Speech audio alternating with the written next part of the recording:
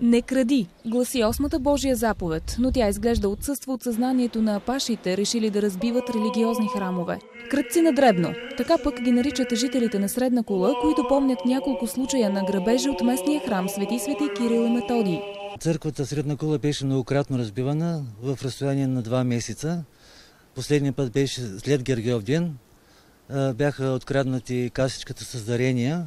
Материалните загуби не били големи. Липсвали около 30 лева от дарителницата и една малка, но чисто нова икона на Свети Архангел Михаил. Мисля, че има много средства и много големи ценности. То няма нищо в храмовете, просто правят повечето зулуми. След поредния случай, в който църквата осъмна с разбита врата, частна охранителна фирма от региона направи дарение и монтира сод в обекта. Надявам се да спрат посегателствата срещу храма.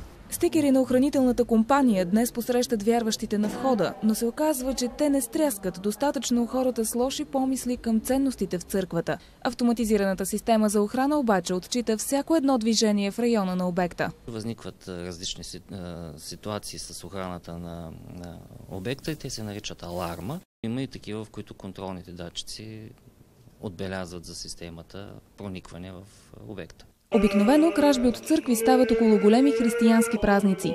Доказателство за тази тенденция е и последният регистриран от системата случай на 20 юли Илинден. Малко след 9 сутринта се включила алармата. Сотът реагирал незабавно. В случая за 2 минути 52 секунди патрулът е бил на мястото и е преустановен всякакъв опит за проникване в обекта. Аз вярвам, че Бог и светеца, на който е храма, той си пази храма. И сестра апостол Кирил и Методий също пазят храма. Не вярвам толкова на фирмите, колкото на Божията закрила върху храмовите.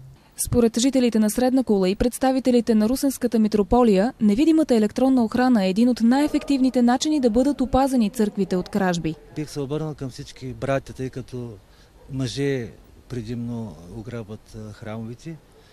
Ако нямат средства, ако имат нужда от средства или ако се спаднали в някаква беда, да отидат при съответния свещеник, да поискат, да помолят, но да не разбиват храмови и да правят зулуми.